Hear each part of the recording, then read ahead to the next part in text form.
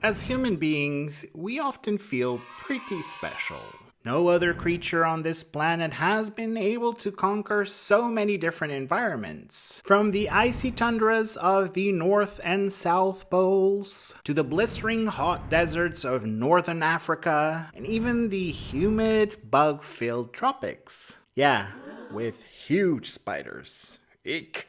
We are able to adapt to our surroundings. We do that through intellect and creativity. And it's those exact traits that have taken us to the moon, allowed us to extend human lifespan, and even created something as cool as YouTube that lets me reach you through this video. However, while there are 7.8 billion people on this planet right now, we only account for a tiny amount of Earth's biomass, which is essentially the mass of each and every living organism in a given area or ecosystem. The total biomass on Earth has been estimated to be around 550 gigatons of carbon. Plants make up the most significant chunk of this, coming in at 450 gigatons. Bacteria are second in that list at 70 gigatons, viruses at 0.2 gigatons, and they're super tiny. And get this, we humans account for 0.06 gigatons. We make up a very small slice of the Earth's biomass pie. Despite being invisible to the naked eye, viruses and bacteria are dominant players in the world around us. Humans get sick for all sorts of reasons, and germs like viruses and bacteria tend to be responsible for that. So what I want to do with this video is compare these two categories of germs that we tend to hate, and understand what makes them different both in structure and the way they affect our lives. Let's first take a look at the structure of viruses. All living organisms on Earth have certain things in common. We use a list of traits to determine whether something is truly alive. Viruses lack some of those traits. For example, they can't synthesize proteins because they don't have ribosomes, which are these tiny factories that help cells produce proteins that allow them to, for example, grow. Viruses can't reproduce or carry out life-sustaining functions without a host cell. In the absence of a host, viruses are not living organisms in the strict sense of the word. A virus is a section of RNA or DNA enclosed in a protein shell called a capsid. The capsid itself is made up of protein subunits called capsomeres. Beyond the shell, some viruses also have additional proteins that aid their survival, like enzymes. Since they are composed of nucleic acids, like RNA or DNA, and a capsid, this makes them acellular, meaning they don't have a cellular structure. And because they lack a cell structure and all the components that make up a cell, they're unbelievably tiny, over 100 times smaller than bacteria. Viruses can come in all shapes and sizes, but scientists typically classify viruses into 4 main groups based on these characteristics. These groups are filamentous, isometric or icosahedral, enveloped, and head and tail. Filamentous viruses are long and cylindrical, resembling a tube of cooked spaghetti. Many plant viruses like tobacco mosaic virus are filamentous. Filamentous viruses are found all over the world and even in extreme environments, which suggests they have a common ancestor a long time ago. Isometric viruses are spherical. They are technically not a perfect round sphere. They look more like shapes that come together to form a sphere-like structure, similar to a soccer ball or one of those IKEA lamps that you pretend to be expensive. But we both know it was dirt cheap. Yeah. The herpes virus is an example of an isometric virus. As I mentioned before, viruses are composed of a nucleic acid enclosed in a capsid. This structure is called a nucleocapsid. But what if I told you that some viruses have an extra layer called envelope? They are known as, well, enveloped viruses. In enveloped viruses, the nucleocapsid is surrounded by a lipid bilayer derived from the modified host cell membrane and studded with an outer layer of virus-enveloped glycoproteins. They can get these lipids and proteins from host cells because viruses can literally steal them from the host cell membrane during infection. Some animal viruses like the human immunodeficiency virus or HIV and the feline immunodeficiency virus or FIV have nucleocapsid envelopes. Last on our list of popular viral structures, head and tail. Sometimes also known as complex viruses. These viruses have a head similar to isometric viruses and a tail similar to filamentous viruses. They are sometimes called bacteriophages because these viruses can only infect bacteria. And some of them are also known to infect good movies with overacting. They are called bacteriocages. Get it? I know, it's a good dad joke.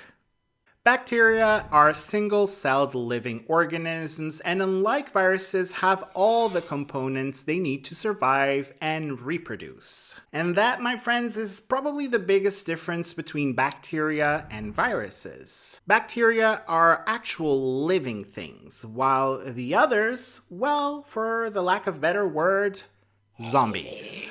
The exact structure of bacteria can differ depending on the species and how they function. Scientists can group bacteria in several ways. For example, we can group them depending on how they respond to oxygen. Aerobic bacteria need oxygen to survive. Anaerobic bacteria cannot tolerate it. And facultative anaerobic bacteria utilize oxygen if present, but switch to fermentation whenever necessary. We can also group them by how they get their energy. Heterotrophic bacteria break down complex molecules in the environment for fuel. And by contrast, autotrophic bacteria are capable of synthesizing their food from simple inorganic nutrients. In a nutshell, that is what they like to do, but what does a typical bacterium look like? In general, a bacterium looks like this fellow that we see now on the screen. Cute, right? Let us quickly highlight some of the features that are common between most bacteria. First one here is the cell wall, a rigid wall composed of a polysaccharide molecule. It provides structure and protection. You can also find flagella, which look like tails or hair follicles, but they are actually used for movement. Yeah, bacteria also enjoy the occasional travel. Then the cytoplasmic membrane, sometimes called the cell membrane, it is an inner layer inside the cell wall. The cytoplasm, a colorless liquid inside the cell membrane. All organelles float in the cytoplasm. The nucleoid, while in animals, DNA is contained within a structure called the nucleus. In bacteria, DNA just hangs out in an area called the nucleoid. The mesosome, which is irregular invaginations of the plasma membrane, but they are not present in all bacteria. Some ribosomes, yeah, those spherical organelles that build proteins from amino acids, which viruses wish they had, yeah. And pili, small filaments outside the cell wall that help bacteria attach to other cells. At this point of the video, we understand the main structural differences between viruses and bacteria. But how do they affect us? A virus' only goal in life is to find a host cell and reproduce. Simple life goals, right? Viruses' life choices are not, however, so simple for humans. Different types of viruses reach the host in different ways. Some viruses are spread through the air, some through droplets, some through direct contact, and others through vector transmission, for example, mosquitoes. So in order to replicate, the virus attaches itself to the outer wall of the host cell and proceeds to entering it until it reaches the genome, where it hijacks the cell, tricking it into making hundreds of copies of its own viral DNA or RNA. This process continues until the cell becomes exhausted and dies. And when the cell dies, it bursts, releasing infectious virus particles called virions. These little guys then go into the surrounding tissue and repeat the cycle, making more copies of unwanted viruses. Your body is able to recognize that cell damage and kicks your immune system into overdrive as a response. This is why you often get a fever when you're fighting an infection. Your body fights viruses in several ways. One way is by using T cells, a type of leukocyte or white blood cell. Some types of T cells travel around the body and look for infected cells, in other words, cells that contain viral DNA or RNA on their surface.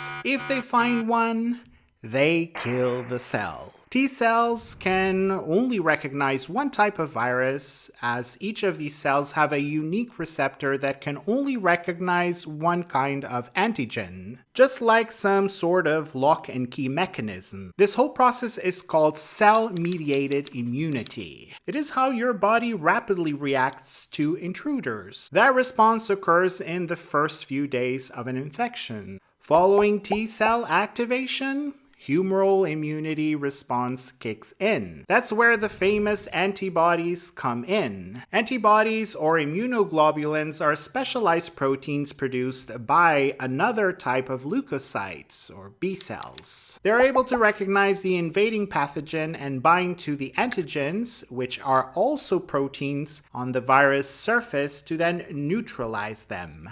Fortunately, for most viral infections, our immune system is able to fight off the virus by itself. We also have vaccines that can help us build immunity and prevent viral infection. However, some viruses are sneaky. To fight them off, we need something other than a good immune system and vaccines. That's when antiviral medications come in. These work by either interfering with the production of viral DNA or RNA, or preventing the virus from entering host cells. These medications have varying degrees of effectiveness and are best taken at the early stages of infection. Bacteria can enter the body through open wounds, food, or some sort of contact with an infected person. But not all bacteria are bad.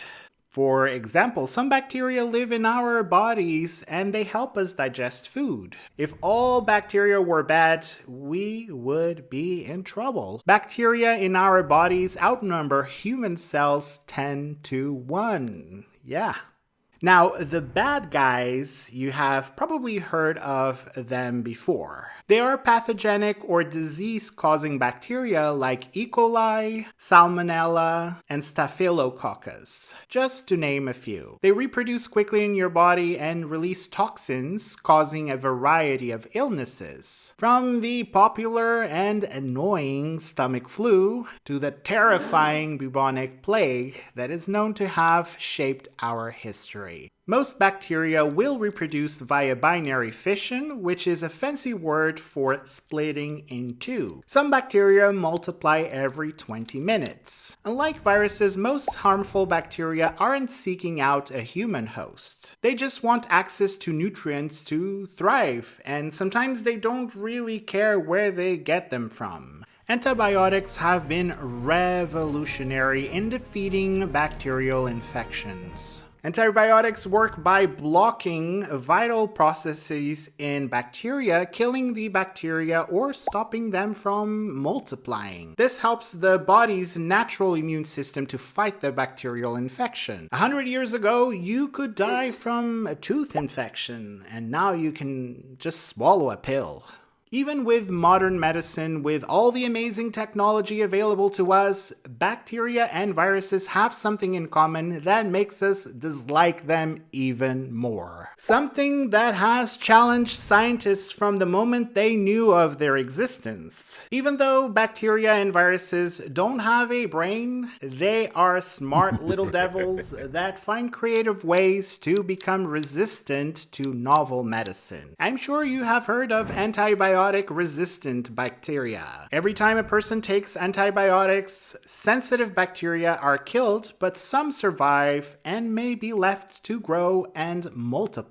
So, repeated and improper uses of antibiotics are primary causes of the increase in drug-resistant bacteria. Viruses do something similar. Let's take the virus we love to hate as an example, the coronavirus. We hear in the news that variants of the virus keep popping up with different superpowers. Variants, like the name says, are essentially mutated versions of the virus that acquire different characteristics. A simple change on one of the proteins in the virus can lead to changes in its structure and even the way it acts. These variants are challenging because we have to make sure that the vaccines or medicine available to combat the virus still work every time a new variant appears. It's like bacteria and viruses keep trying to outsmart us. The good news is that science is evolving, and we have been able to find ways to keep these evil creatures under control. And that is it for comparing bacteria and viruses. Help me make this video viral. Yeah, the good kind of viral, by pressing the like button and sharing with your friends. Also, let me know in the comments if you would like me to cover anything else on these videos. And subscribe to the channel so you don't miss out on the next upload. I will see you soon.